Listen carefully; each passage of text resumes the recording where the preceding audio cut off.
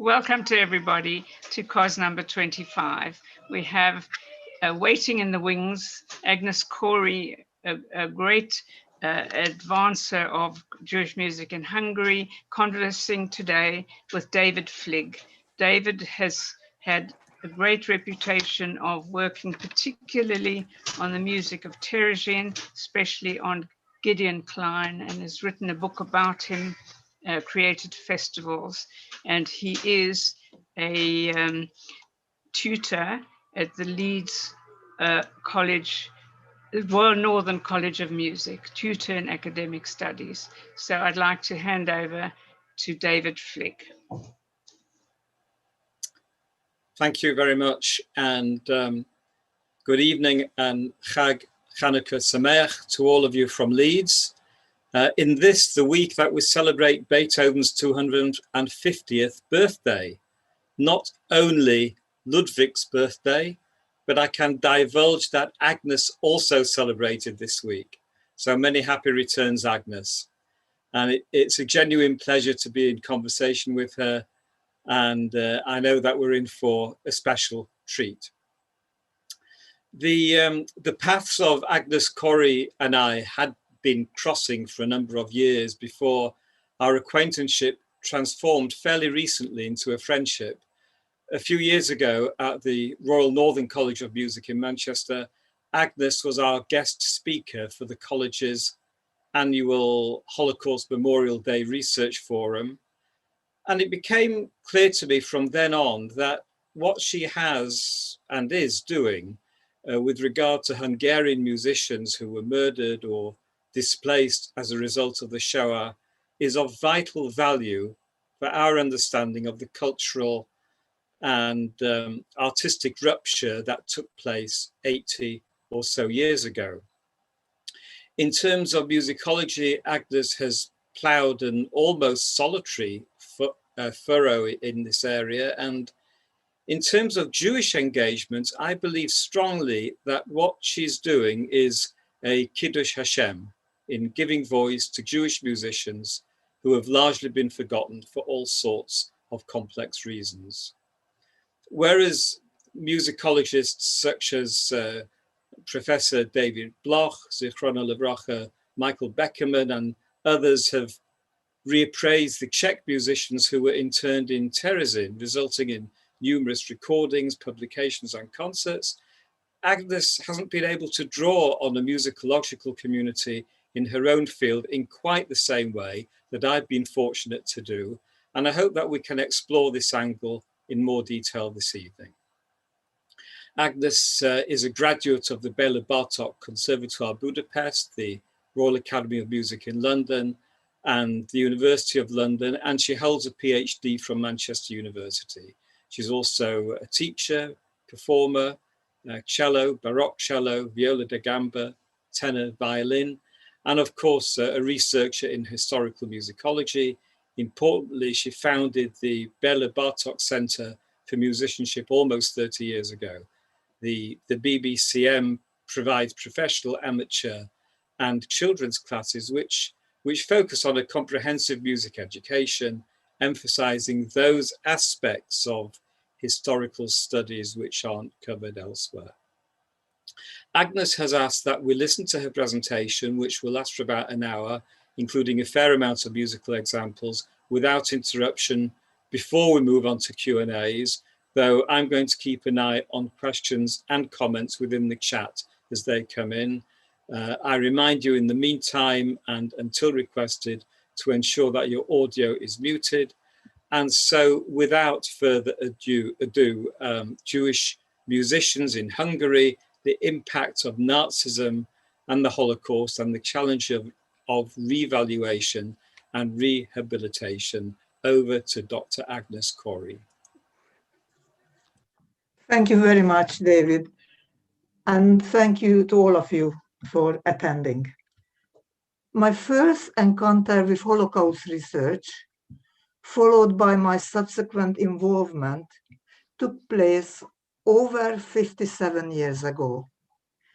György Fejes, a young musicologist, was looking for assistance for a project which he was working on under the guidance of his mentor and boss, János Maróti. The project, as indeed Maróti and Fejes, focused on left-wing aspects of music history and musicology. It included researching the lives and works of composers who were communists or left-leaning and have thus been murdered. Sándor Kuti and Sándor Vándor were included in the project. Both were Jewish. Indeed, this is why they were murdered in the Holocaust. But both had left-wing leanings, so this is why Maróti and Fejes were interested in them.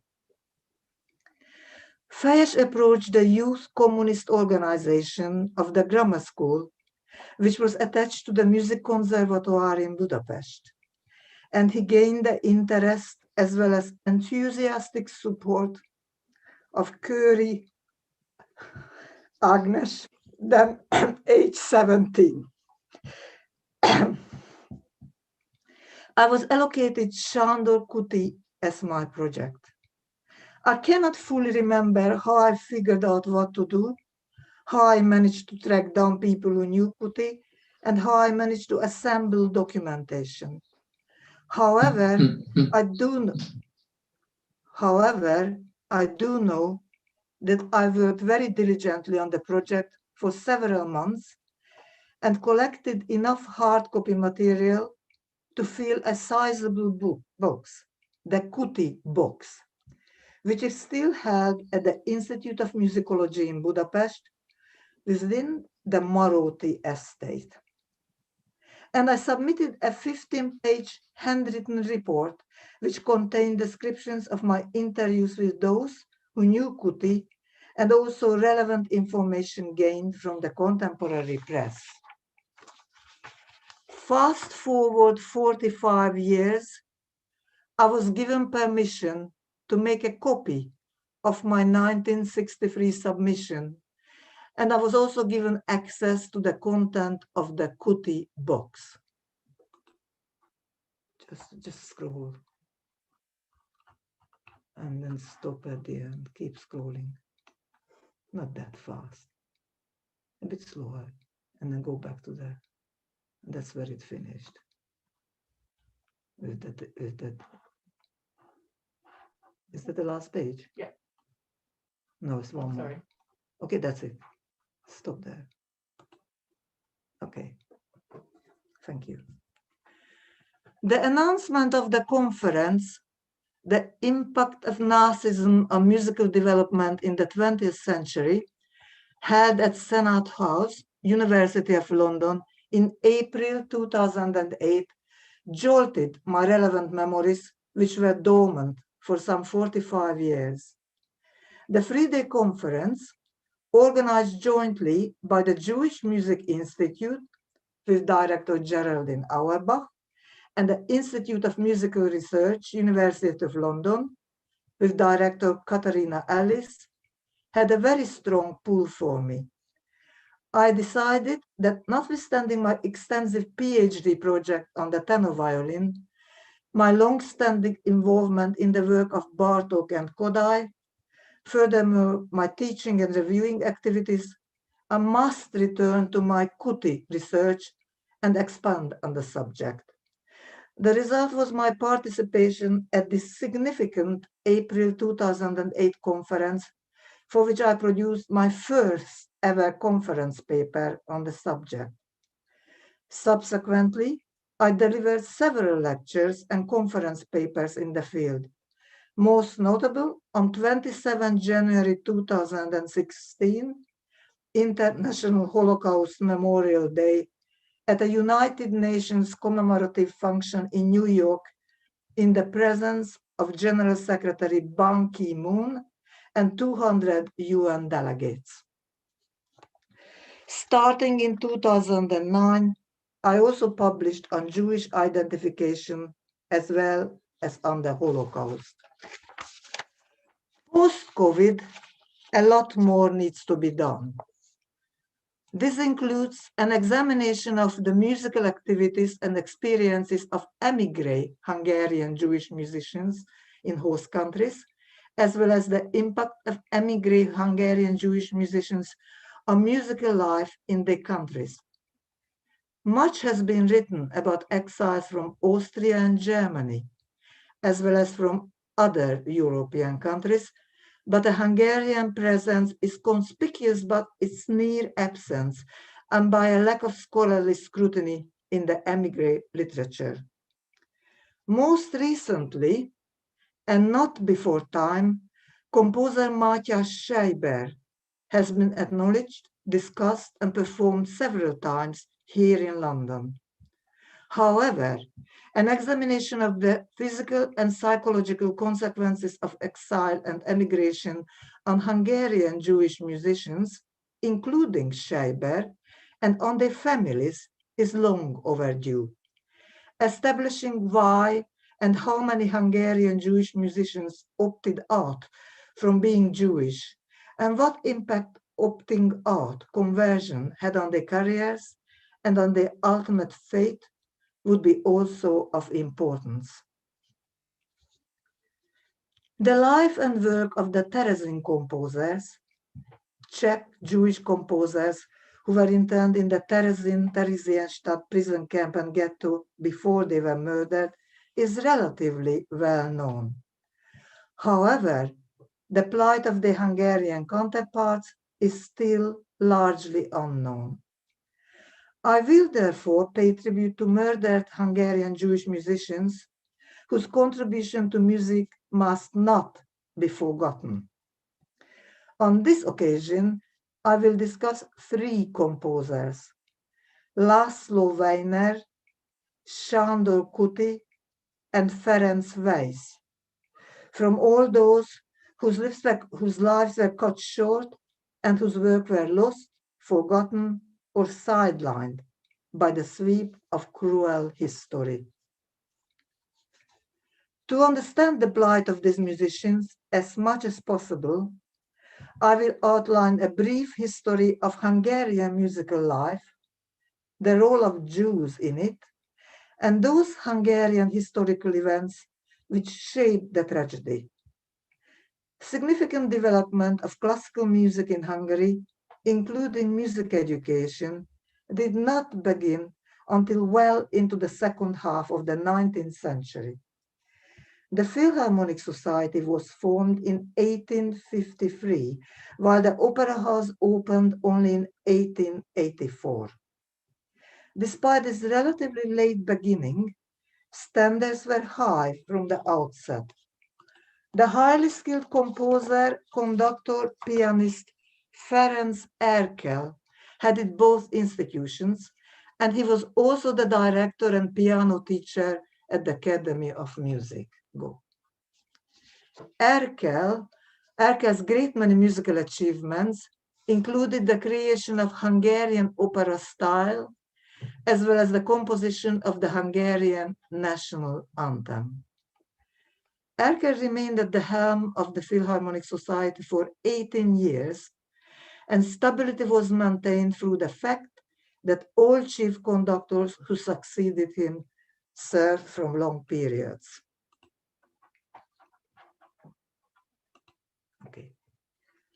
Ernst von Dohnányi was the longest-serving music director for 25 years.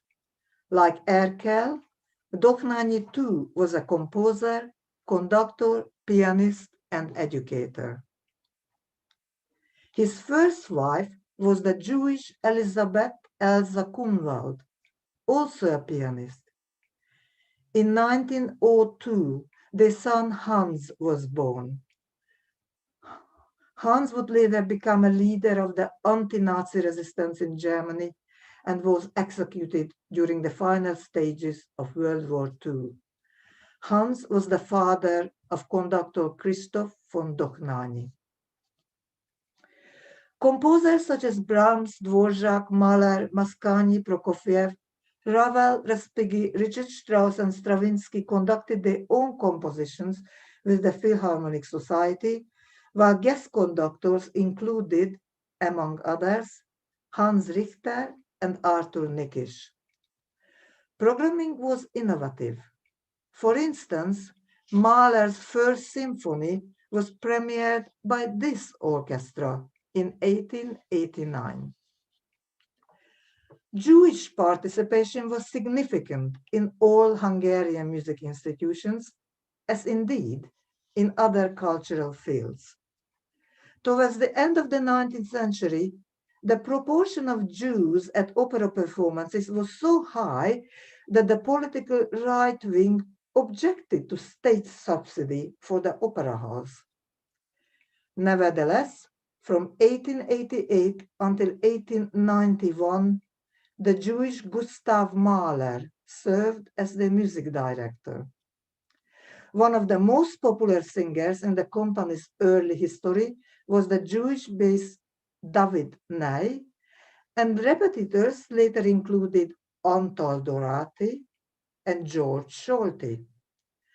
Dorati conducted concerts with the opera orchestra in 1932 and 1933, while Scholti made his highly successful conducting debut in March 1938 with Mozart's Marriage of Figaro.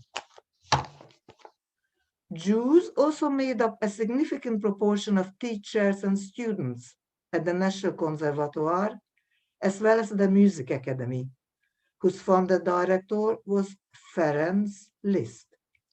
In fact, Franz Liszt was instrumental in starting the Conservatoire too, as prior to its opening, he gave 2 highly successful concerts in aid of the school. At the Academy, teachers included the cellist David Popper, the son of a Prague Hazan, already in the 1880s. The Jewish pianist István Tomán was a favorite student of Liszt before becoming a teacher at the Academy. Among others, he taught Dohnányi and Bartok. The Jewish composer and chamber music tutor Leo Weiner, one of the most influential teachers in Hungary, was on the teaching staff from 1908. Jewish participation in cultural fields, as in other fields, was hampered by the numerus clausus law passed in 1920. According to this law, Jewish students were to be represented at universities in accordance with the proportion of the population. Many Jewish students were unable to gain admission to Hungarian universities and left to study elsewhere in Europe. Under pressure from the League of Nations, a new law passed in 1928 changed the race-religion percentage to that of class percentages, but this change still left Jewish students at a disadvantage. However, it appears that the Music Academy ignored, even sabotaged, the numerus clausus law. During the period of 1920 to 1926, the percentage of Jewish students at the Academy was 41%, rather than the required 5%. Jewish students included, for instance, Antal Dorati, Fritz Reiner, George Scholti, Louis Kentner, Ilona Kabos, Joseph Szigeti, and Mátyás Scheiber. The so-called first Jewish law in Hungary was created on 29 May 1938 on German model, in spite of strong protests from a distinguished group of Christian writers, scholars, and artists 3 weeks earlier. This group, with 59 signatories, protested against the proposed plan on the title page of the journal Pesti Napló on 5 May 1938. Among others, the protesters included Bartok and Kory. The protest was unheeded, possibly because of the Hungarian government's aspiration to please Germany in many dimensions.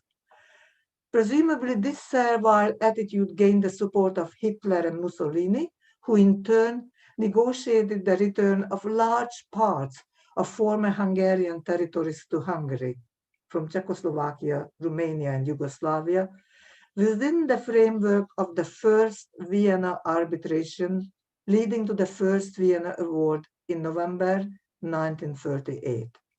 In mid-March 1939, Hitler gave Hungary permission to occupy large parts of Ukraine right up to the Polish border. While the First Vienna Award returned former territories, which were lost to Hungary as a result of the Treaty of Trianon on conclusion of the First World War, the March 1939 Hungarian occupation of parts of Ukraine turned the clock back to pre-18th century.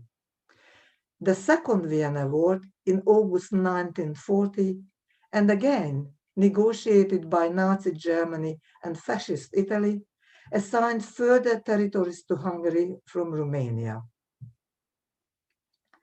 Under the influence of Nazi Germany, Hungary joined the Nazis' war in April 1941, first against Yugoslavia, then in June 1941 against the Soviet Union. Hungary, small even with territories gained with the two Vienna Awards, declared itself involved with Western allies. Indeed, on 9 April 1941, Britain broke off diplomatic relationships with Hungary. Between 1938 and 1941, Hungary passed 3 major and great many minor Jewish laws to restrict the rights of the Jewish citizens. Article 15 of the first Jewish law, passed in May 1938, specified areas where the Jewish workforce could not be larger than 20%. The term Jewish here meant people of the Jewish faith. In April 1939, a second Jewish law tightened the noose. By now, a person with at least one parent or 2 grandparents born into the Jewish faith was classified as a Jew. In cultural fields, the 20% quota was reduced to 6%. This second Jewish law forced the opera house to dismiss 37 of its Jewish performers.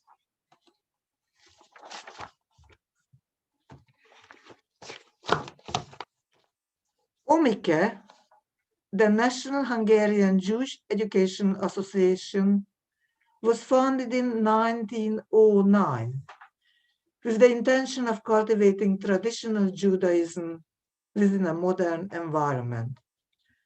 30 years later, in 1939, OMIKE's art section was the brainchild of Dr. Géza Ribári, a lawyer, passionate music lover, and amateur pianist, as an immediate response to the second Jewish law. Banned from public appearances, Hungarian artists of Jewish descent found refuge in the form of paid work within this art section, which aimed to provide at least a modest income for a large number of Jewish artists. Between 11th November 1939 and 19th March 1944, OMIKE organized 6 extensive fine art exhibitions with the participation of 165 artists displaying about 800 objects. During the same period, OMIKE presented nearly 1,000 live performances, about half of which consist of operas and concerts. All exhibitors and all performers were Jewish. In theory, audiences too were Jewish, as tickets were sold only through Jewish organizations. However, non-Jews were not barred from attending performances, although they needed Jewish friends or acquaintances to obtain tickets for them. Opera took preference over orchestra concerts, while the latter dominated in terms of the number of performances over chamber music concerts. The aim of the organizers was to employ as many people as possible. Hence, the first preference was for opera, with lower preferences for chamber music as well as solo concerts. In fact, Omica achieved near miracles in the field of opera. In spite of unfavorable circumstances, they created a 372 capacity theater with a stage and appropriate space for the orchestra. Between 1940 and 1944, they performed 24 operas with world-class artists. Omica's first event took place on 11 November 1939. This was an evening of world literature, including Hamlet's To Be or Not to Be monologue, performed by actors of exceptionally high caliber. The musical interlude included songs by Bartok and by two contemporary Hungarian composers, Kory and Bela.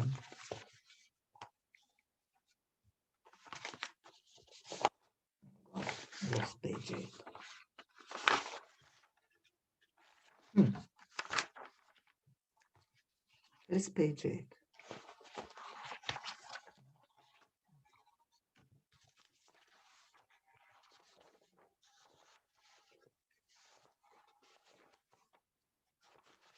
I'm sorry, I just got molded off in my pages, so I need 1 second. I'm going to ask someone here to do it for me.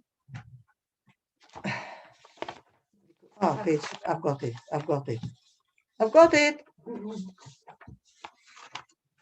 Very sorry. The last Omica event was the 11th performance of the play Mother's Heart by Jacob Mikhailovich Gordin, the Russian-American Yiddish playwright, on 19th March 1944. Music for the play was compiled by Sándor Fischer, the father of the currently very successful international conductor brothers Adam and Ivan Fischer.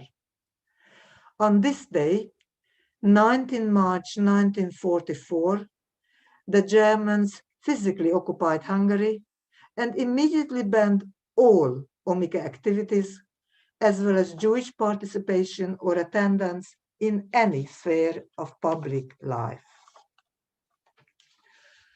Omica's first orchestral concert was specified as a concert given by the Omica Orchestra.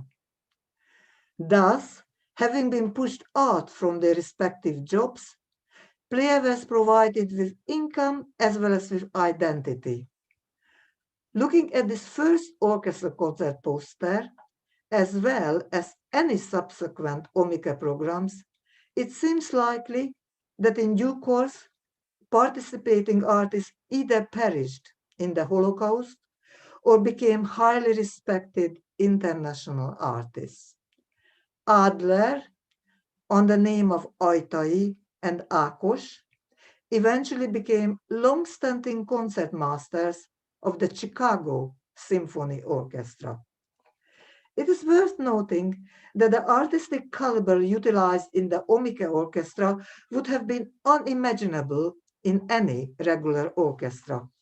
It is also of interest that while Paul Hütter, the former principal cellist of the Budapest Opera House, played orchestral and continued cello on this opening concert, the role of concerto soloist went to the young virtuoso cellist János Stalker, who was 15 years old. Arguably, Omica's artistic support for young Stalker resulted in his becoming one of the most important cellists in the 20th century. Tragically, cellist Paul Hütter and pianist, composer, conductor László Weiner were murdered in the Holocaust. That's what I'm doing at force. Weiner was a very gifted former student of Kodály, and for a tragically short time, the husband of distinguished singer Vera Rózsa, who eventually became a celebrated singing teacher in the UK. Like the Omica Orchestra, the Omica Choir too had its independent inaugural concert in November 1939. The program included works by contemporary composers Hugo Kellen and Pál Kadosa, as well as by Rossi, Mussorgsky, and Schubert. Such programming remained the essence of all Omica concerts, presenting the classical repertoire as well as contemporary composers such as both Weiners, Leo and László. László Weiner was Kodály's composition pupil at the Music Academy from 1934 until 1940, and he also studied piano and conducting there. Weiner found employment within the Omica as pianist, composer, and conductor. Omica presented a wide-ranging repertoire with great many premieres, including the first performance of Bartok's Divertimento in Budapest, arguably the first performance in the whole of Hungary. But the performance of Handel's oratorio Judas Maccabeus on 23rd June in 1941 in the magnificent Dohány Synagogue must have been an especially poignant occasion. Conductor László Weiner, as well as the solo singers, chorus, orchestra, and indeed the audience, must have felt the significance of the Maccabees' victory. Defiance, and perhaps hope too, was present on this occasion. Weiner was scheduled to conduct a Beethoven evening for Omica in February 1943, but by then he was in a forced labor camp. On 12 July 1943, Kodály wrote to the commandant of the camp pleading for Weiner's release. Dear sir, please allow me to draw your attention to my ex-student László Weiner. He is expected to become an outstanding composer and pianist. 2 years ago, a composition of his won the national competition. Weiner already spent 13 months in forced labor, partly with heavy manual work. I believe that the continuation of such work will put his future at risk. He will be unable to carry out the cultural work for which he studied and obtained qualifications. I would appreciate it if, circumstances allowing, future work assignments would take into consideration Weiner's profession and individual abilities so that his future should not be jeopardized. I'm sure that as far as possible, we can rely on your goodwill. With much appreciation, yours very sincerely, Zoltán Kodály. Kodály pleaded in vain. Weiner was 28 when he was murdered at the Lukov forced labor camp on 25th July 1944. Having been taken for forced labor at the age of 26, Weiner's compositional output was cut short. I listed his compositions in chronological order: Serenade for String Trio, Duo for Violin and Viola, Overture, Sonata for Viola and Piano, Three Songs, Concerto for Piano, Flute, Viola and String Orchestra, a setting of an Adi poem, transcription of a Siciliana by Handel for cellist János Stalker. With the exception of the Siciliano, Weiner's compositions were published posthumously. 3 pieces, duo, concerto, and sonata by Editio Musica, the remaining pieces by Vera Roja and her family. However, László Weiner is hardly known. His works are rarely performed, and they are usually assumed to be those by Leo Weiner. Now, let us listen to some of László Weiner's music. My first example is the third movement of Weiner's concerto for piano, flute, viola, and string orchestra, which received its premiere on 26 January 1942.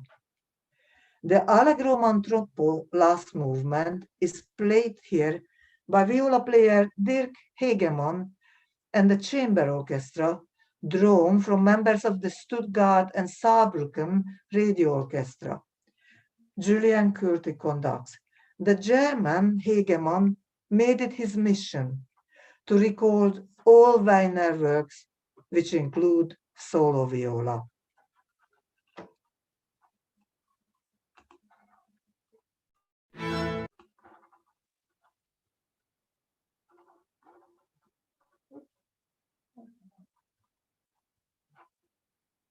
It's gone. That's it. Oh, sorry. Why did you stop it?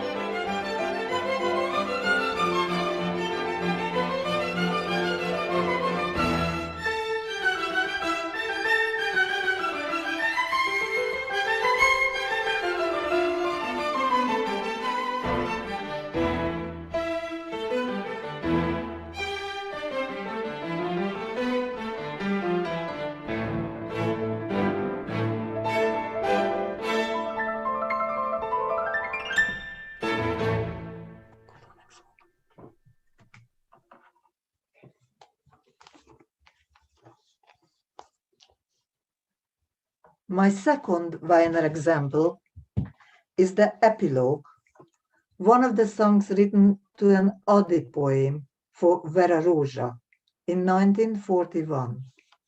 Gyula Nagy sings and David Goland accompanies during a short private read-through at my request. Just going to stop this machine screen again. Just to double check.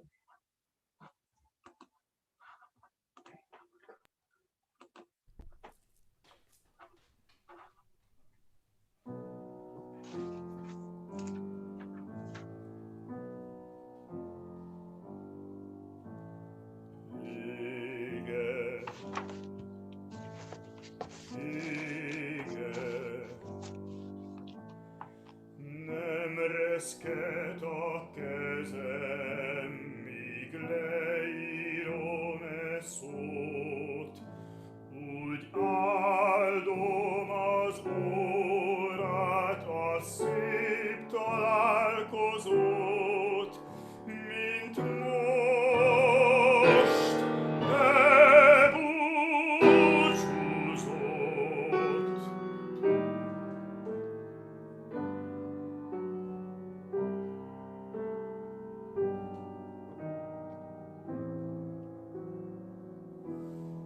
Vége, gyönyörű álom volt, gyönyörű álom volt. A kezed szőtte, a kezed szőtte. Áldjon meg az Isten 100 000-szer élte, milliószor élte. Áldjon meg az Isten!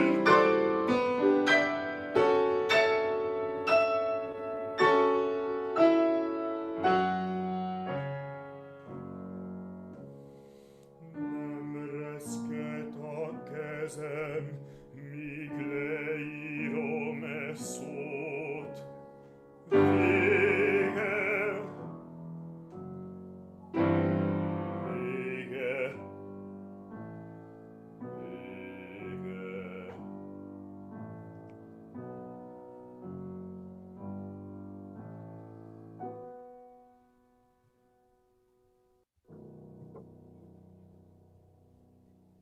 And now let's go to the next slide.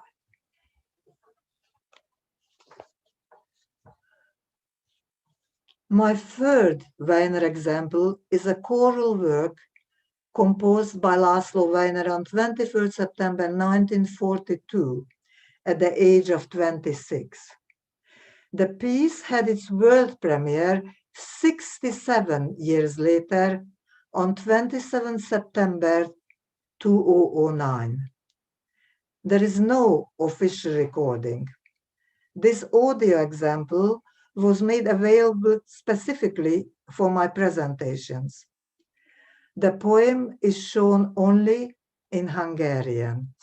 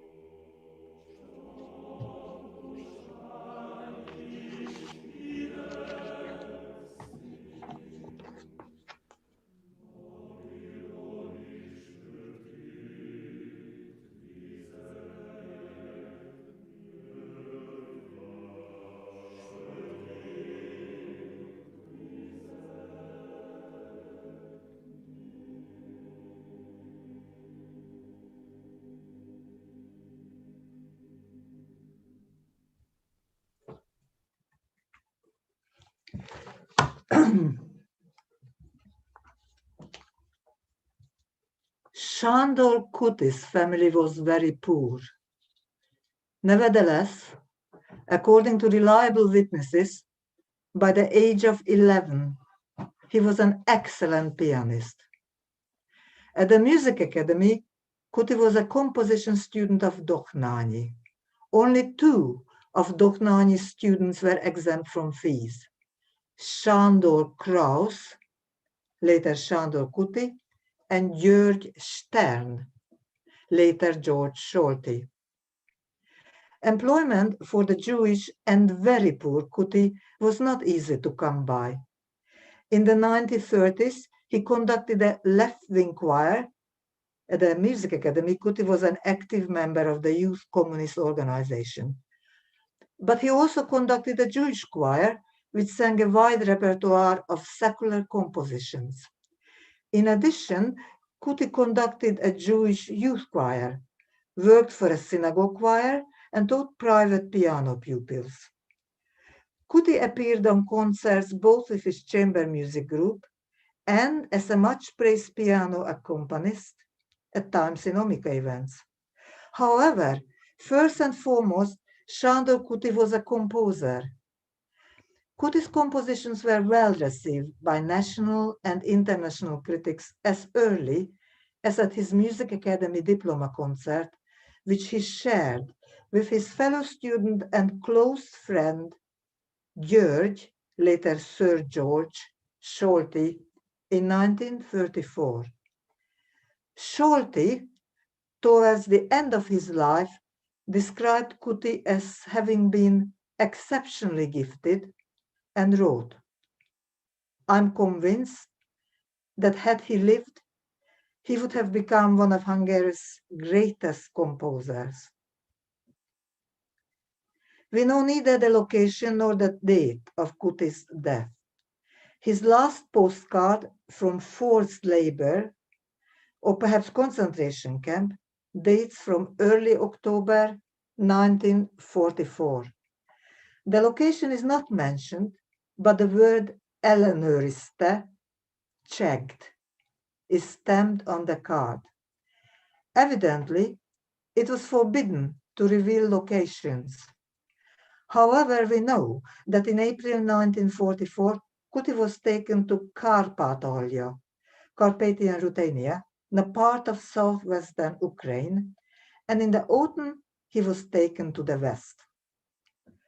Kuti's numerous compositions include 2 string quartets, 3 string trios, rondo for symphony orchestra, sonata for 2 violins, piano suite, sonatino for piano, 15 songs and poems by Lajos Hollos Corvin, several choral works, pieces for children, and songs and poems by Attila József. The 5-movement piano suite of 1935 was privately published in Kuti's lifetime. The piece was premiered by Andor Földes with great success in the same year, in 1935, in Amsterdam.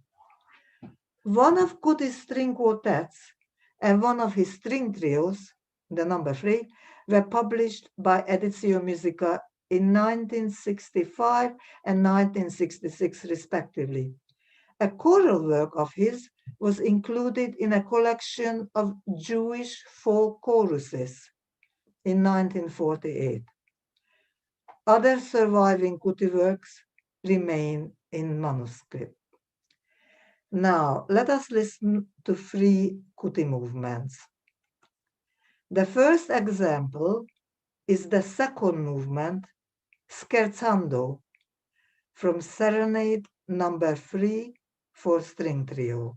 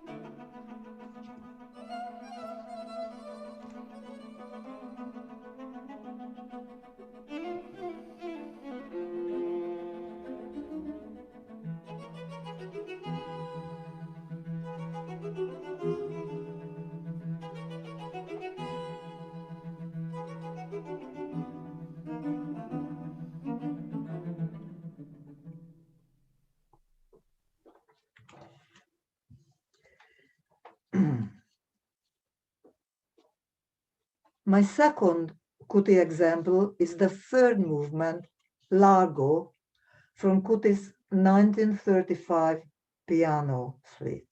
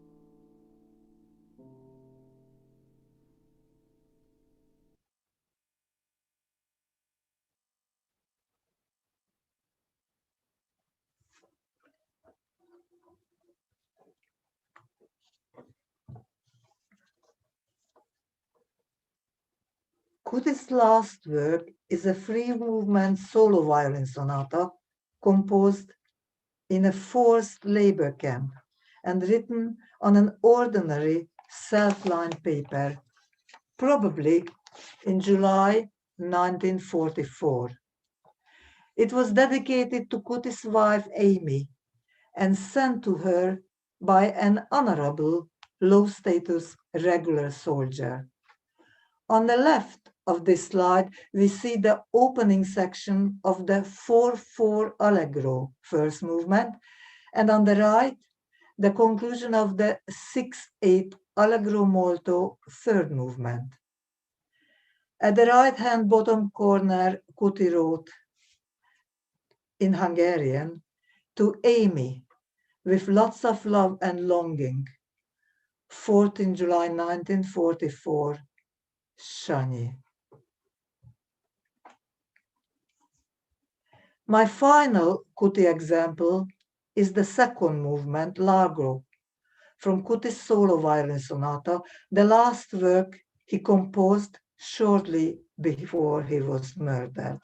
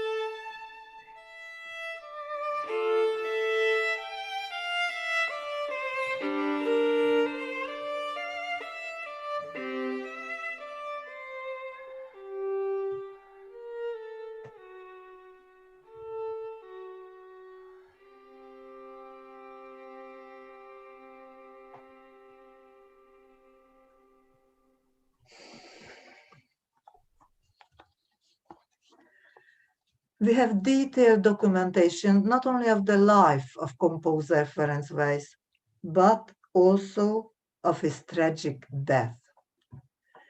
Weisz left Hungary in 1920, at the time of the Hungarian numerus clausus law, which was restricting the number of Jewish students at Hungarian universities. But his life and almost his entire compositional output, reaching the high opus number of 104, was destroyed by the Holocaust.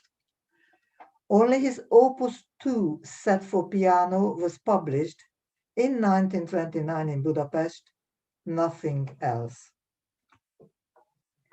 This is the title page of the published opus 2 set. Weisz dedicated this copy to Dohnányi, as seen on the top. To Dr. Professor Ernő Dohnányi, with utmost respect, January 1934, Amsterdam.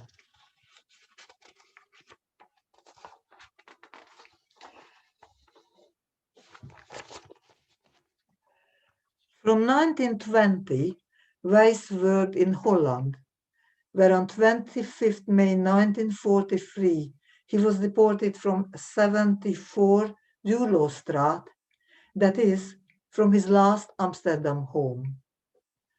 On 26 May 1943, the day after he was deported, Wijs was taken to Westerbork concentration camp. There he worked as trashman, although he was also the pianist of the camp's orchestra.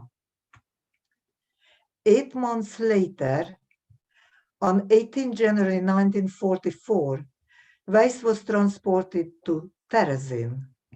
This is the title page of the transport list. In this Westerbork to Terezin transport list, Wijs specifies his previous occupation as professor of the Hungarian National Conservatoire and as a well-known Dutch music educator. On 20th January 1944, Wijs reaches Terezin with the Westerbork transport. The Terezin administration narrows down Wijs's specification just to one word: musiklehrer, that is, music teacher. Theresienstadt or Terezin served as the waiting room for the Auschwitz gas chambers, but at the same time, the Nazis made use of it as a show camp. They allowed, in fact, encouraged cultural activities, including concerts, to which from time to time they invited delegations from the Red Cross and similar organizations. For these visitors, Terezin looked like a pleasant place for the Jewish prisoners. Concert life in Terezin was very active, but we have only one data about Wijs's participation. On 27 May 1944, Karel Fröhlich and Franz Wijs gave a violin-piano sonata recital. They played Bach's A major sonata, Brahms's G major sonata, and Beethoven's C minor sonata. Exactly 4 months after the recital, on 28 September 1944, Ferenc Wijs was transported to Auschwitz. 2 days later, on 30th September 1944, he was murdered.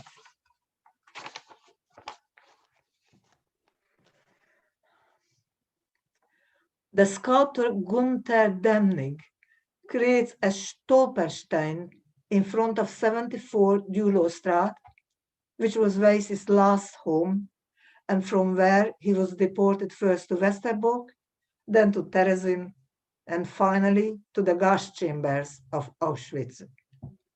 The German word Stolperstein means stumbling stone. Demnig creates stumbling memory blocks made of bronze to remember the victims of the Holocaust. Wait a bit, and now go on. The text of Demnig's Stolperstein consists only of a few words. Musician Ferenc Wijs lived here. Born in 1893, he was deported to Westerbork and Theresienstadt. He was murdered in Auschwitz on 30th September 1944.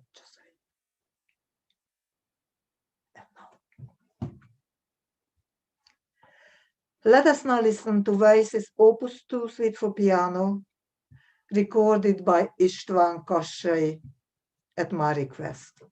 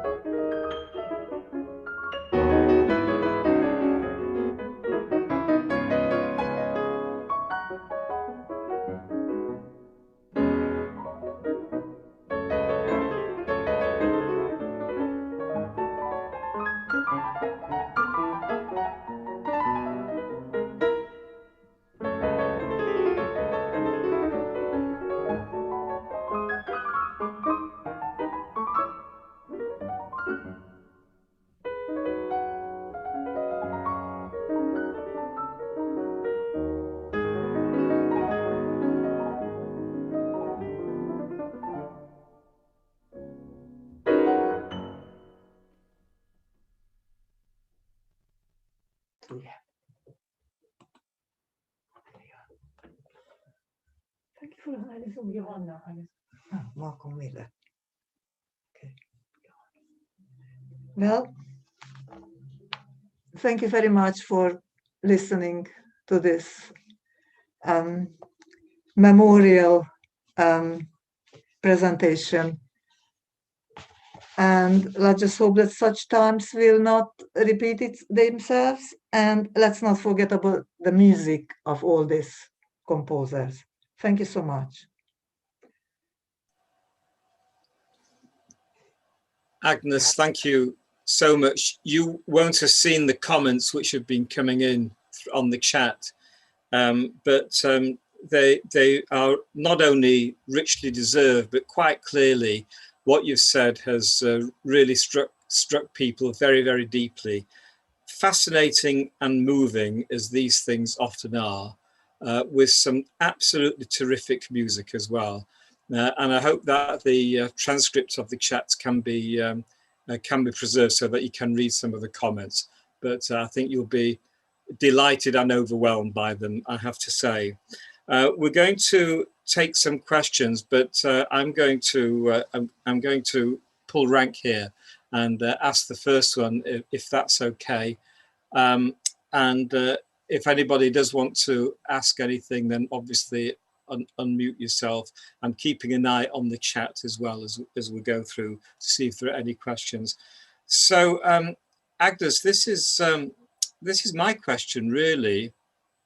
With the Terezin composers, and you talked very briefly about Terezin, I'm thinking of Victor Ullmann and Haas and Krasser and Gideon Klein, of course. All of them brought some aspects of their Jewish identity into some of the music that they composed whilst they were in Terezin. In fact, prior to his imprisonment, Klein also sketched out some pieces which drew on Jewish sources. With the Hungarians that you've been discussing, and I know that you've mentioned the Omike and the choir which Weiss conducted, but in addition to that, are any of their works Judaic, shall we say, in any way? Do they engage with any aspects of Jewishness? By the way, it was Weiner who conducted the Weiner, choir. Well, as I mentioned, Kuti did work with synagogue choirs, youth choirs, and he did compose a few Jewish songs. One of them is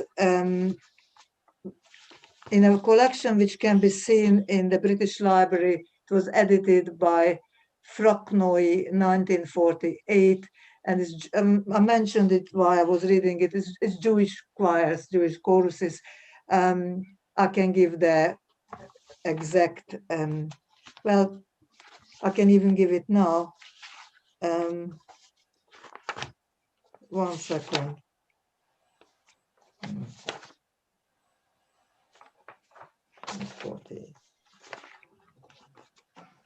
Yeah, Jewish folk choruses.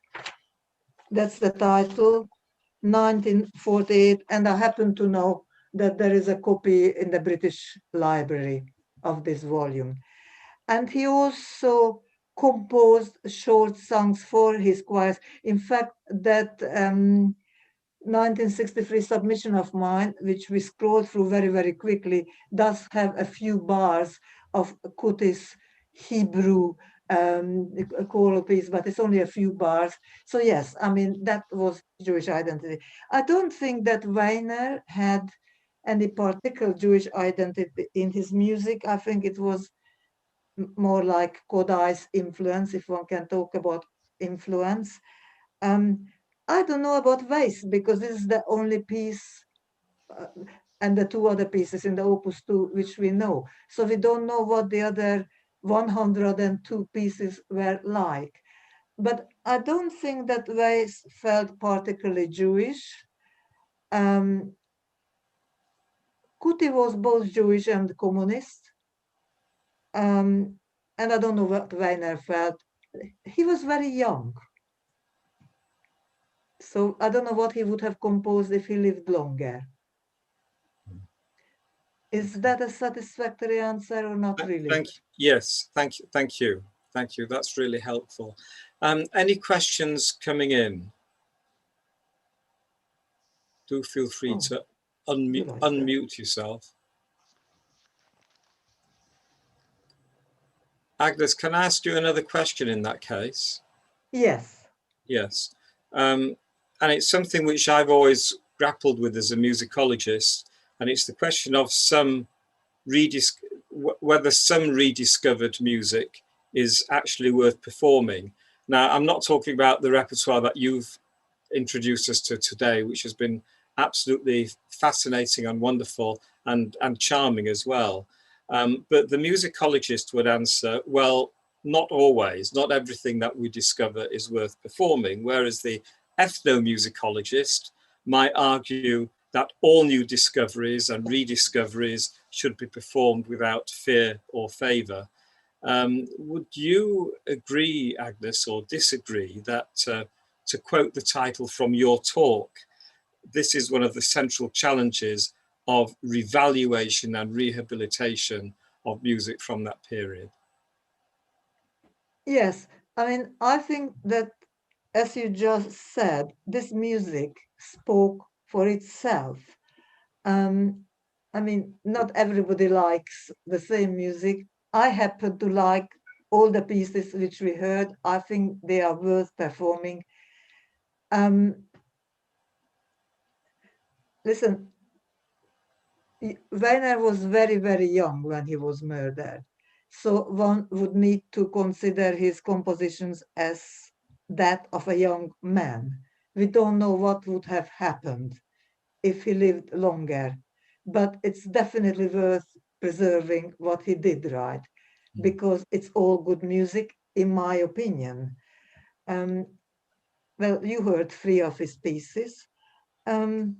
And also the same with Kuti. Yes, I mean, it's very difficult for me because I get very emotional about this, and I'm not really a musicologist proper because emotions take over. I think these people were destroyed, murdered, and I don't want Hitler to laugh that, ha ha, I destroyed their work. So I can't help it. I feel as much emotions as anything else when I look at these works. And yes, my answer is yes, let's listen to it. Let's listen to all their works. And we may like some of them, we may not like some of them, but let's give them a chance. Thank you. And I agree with you, Agnes, about the emotional pull of all of this. We can't separate ourselves from it. And despite the fact, you know, my day job has been as a musicologist, as Jewish people, we cannot separate ourselves from the plight of these composers. We've got a question coming in from Alex Klein. Alex, do you want to unmute yourself and ask the question? Hi, Agnes. It's so moving, so beautiful and emotional, and I'm with David and you all the way on how we feel. It's heart-rendering, so anything that is preserved, doesn't matter what it is, should be preserved. So I agree with everybody there. The cantors of Hungary are very famous, and some of the greatest cantors in the world came from Hungary. Do you have any information? I know we have information about Kvartin and about Price and a few of the famous cantors, but do you have any information of the plight of what happened to some of the before the war, before the Nazis, and during the occupation? Because the Rumbachschule was used as a clearinghouse when the Germans marched the Jews to the concentration camps, and thank God, Baruch Hashem, today it's been renovated in fantastic glory. And a few years ago, when we had our ECA convention, they opened it especially for us, and we davened there, and we had our Shabbat services there, which was so moving and so remarkable. And please God, next year we hope to return to Budapest and have our convention there in the Rambach Shul. Okay. Yeah, well, I never researched chazans and cantors, so I keep learning about them while I'm attending these COZ evenings on Tuesdays. I came across a few of them, but I did have some encounter with people who were alive. And in fact, when I was 13, I was not only a young communist, but also very enthusiastic Jew as well. And I joined the Lewandowski Chamber Orchestra, which functioned in the Dohány synagogue under a wonderful Chazan, Laurent Marton, or in England, Marton Laurent, terrific singer, terrific cantor, and had a very nice time playing lots of Jewish music there when I was 13 and 14 and 15. So I knew him and a few other cantors who were opera singers before, like Erwin Klein. But no, I would need to do some research to give answers to your questions. And yes, the Rumbach Synagogue is absolutely beautiful. And I can hardly wait to go back to Budapest, so I'm waiting for my vaccine. Okay. Thank you, Alex. Thank you so much. Thank you. Agnes, we're all waiting for our vaccine. So, any other questions? There's no more in the chat. I'm just going to say, I can see Shoma. I was just going to say something in response to what the last question is, that I had to take a phone call during your session, and it was my GP surgery making an appointment for my COVID vaccination this week. So. Ah, Mazel Tov. Thank you. You said Soma wanted to ask a question. Yes, thank you. It's just a very short question and a practical one. I saw that this is being recorded, and where I can access the recording, because there have been so many important things said, and I really would like to know about these three people which you mentioned, Agnes, and it would be nice to re-listen to it, because of course once I hear it, it's all interesting, but I just forgot all the facts, and it would be really interesting to, as a musicologist, to know these people better. Can I answer that? Because we record these and they are live streamed onto the YouTube channel of the International Forum for Jewish Music Studies. If you could sign up on the list, which you look back on the chat where Laurie sent a list round for people to sign up, I can send you by email. Laurie's put the link up, Geraldine. Laurie put the link up in the chat. Link's just gone up. Yeah, but I think it's also good if everybody signs up on the sheet that Laurie sent round, because then we can communicate with you directly.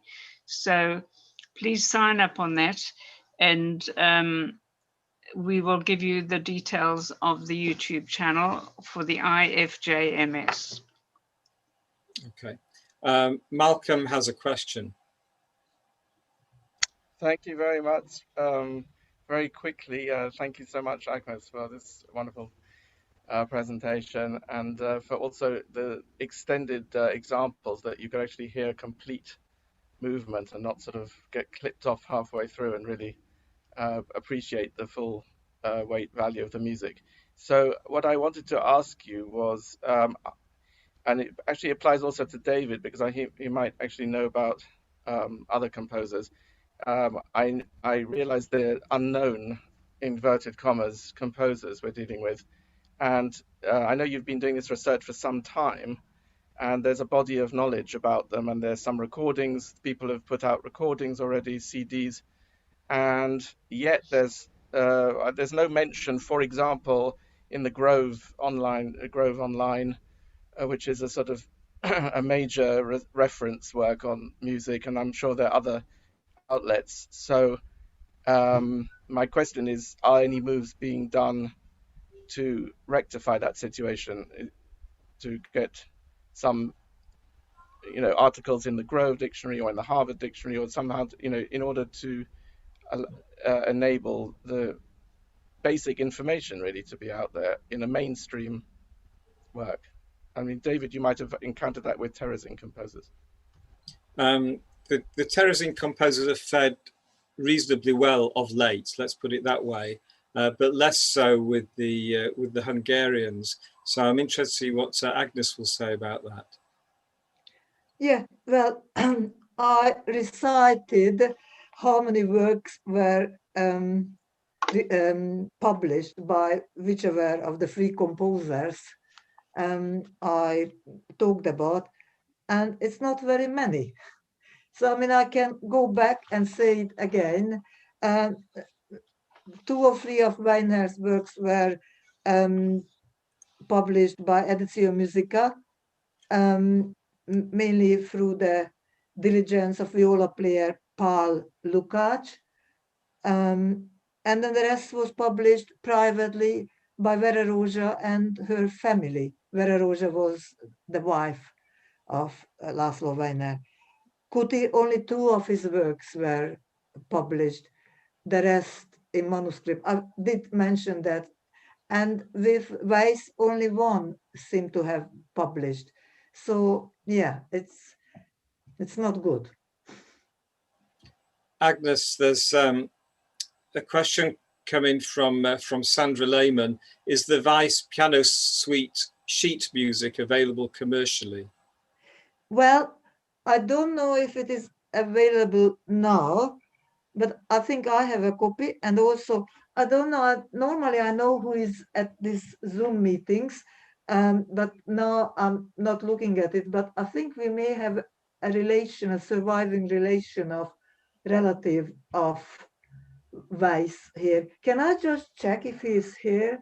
Is that okay? And then we can ask him what he thinks about that. Is Ivan here from Holland? Or no, perhaps he was. But anyway, I can find out. I have a copy. And probably the answer is no. Probably you can't buy it in a shop, but don't let it discourage you, because if you want to play it, I'll make sure that you've got a copy. So Sandra, you could contact Agnes direct on that. Yeah. And I have given her email out on the chat. Yes, fine.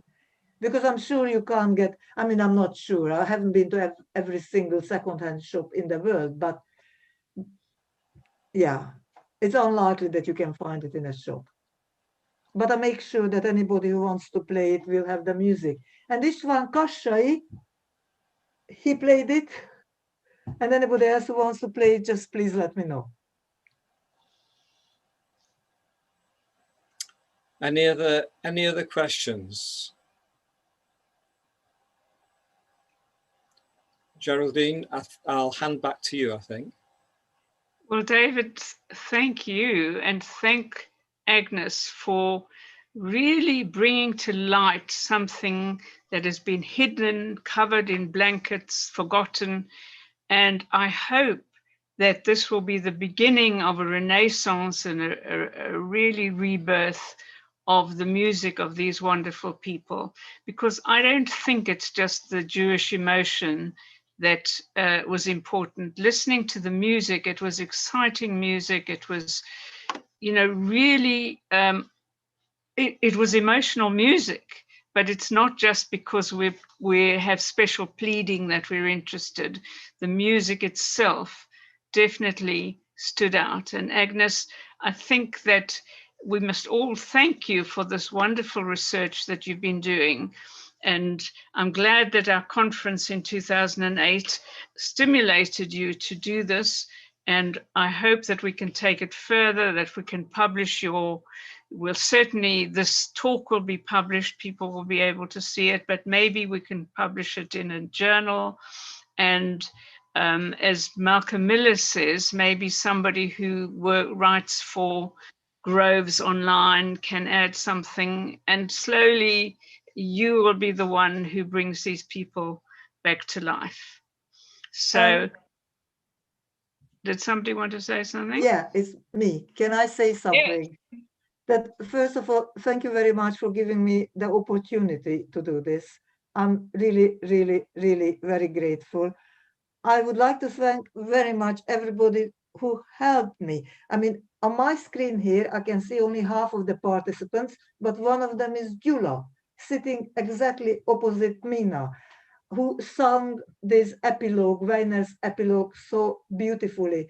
So Gyula, thank you ever so much. Köszönöm szépen. Fantasztikus. And I don't know if István Kassa is there. I mean, I'm so lucky. Én köszönöm szépen. Oh, I'm not sure if István Kassa is with us now. He was going to come. I couldn't do this without the generous contribution, the recording these things, because I'm asking them to record it, and it's just absolutely wonderful. And then I just want to introduce my ex-student and current colleague and friend, Hester, who is sitting next to me. There's no way I could have done this without her. And she did all the embedded music examples for me in the PowerPoint. So many people helped and supported. And thank you to all of you very, very, very, very much. And I think we add our thanks. I'd like to see Hester. Hester, do come and sit next to Agnes so that we can see you. In my mask, Sarah.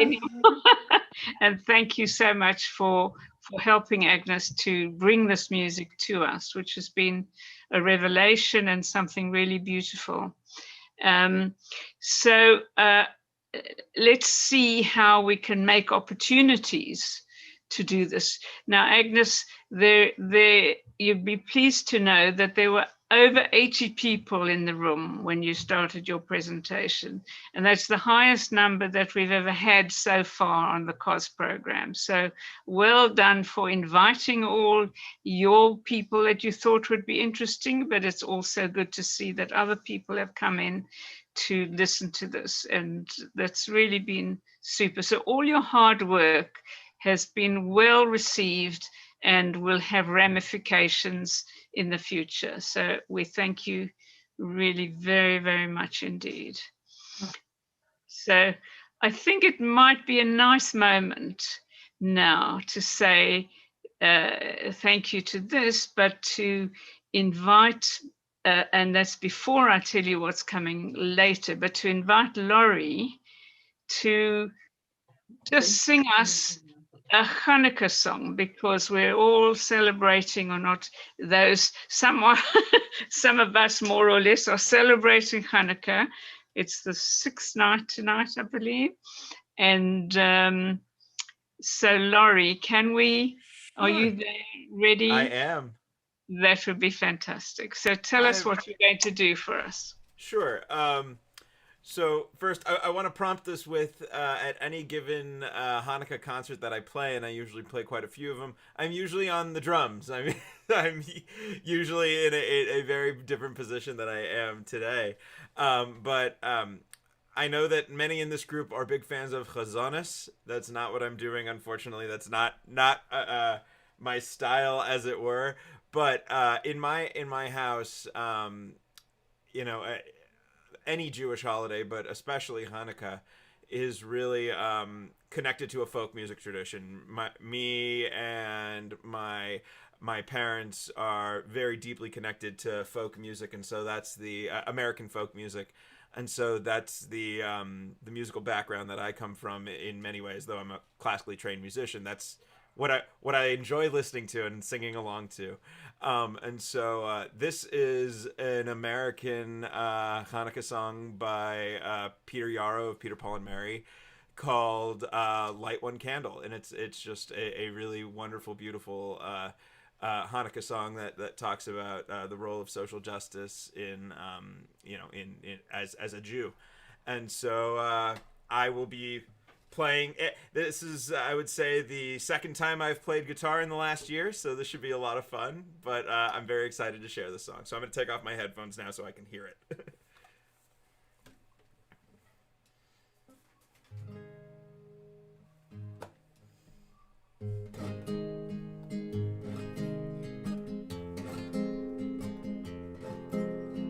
Light one candle for the Maccabee children, give thanks that their light didn't die. And light one candle for the pain they endured when their right to exist was denied. And light one candle for the terrible sacrifice that justice and freedom demand. And light one candle for the wisdom to know when the peacemaker's time is at hand. Don't let the light go out, it's lasted for so many years. Don't let the light go out, let it shine through our love and our tears.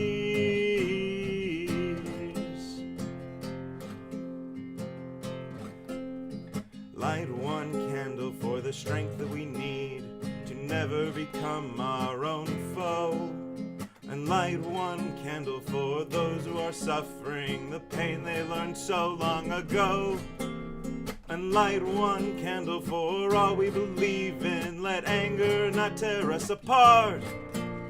And light one candle to bind us together with peace and the song in our heart. Don't let the light go out, it's lasted for so many years, so many years. Don't let the light go out, it's let it shine through our tears.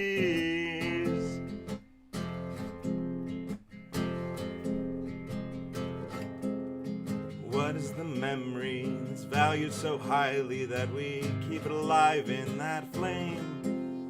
What's the commitment to those who have died when we cried out they've not died in vain? We have come this far, always believing that justice will somehow prevail. This is the burden, and this is the promise. This is why we will not fail. Don't let the light go out, it's lasted for so many years, so many years. Don't let the light go out, let it shine through our love and our tears.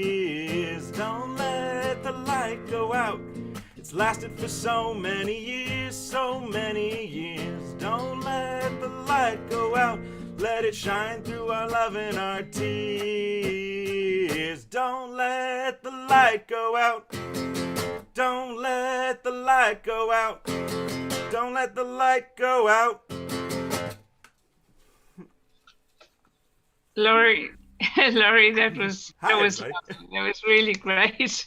It was really, and I think also fitting for our talk. Wait, about sorry, I just lost you guys. The Hungarian musicians. We mustn't let the light go out.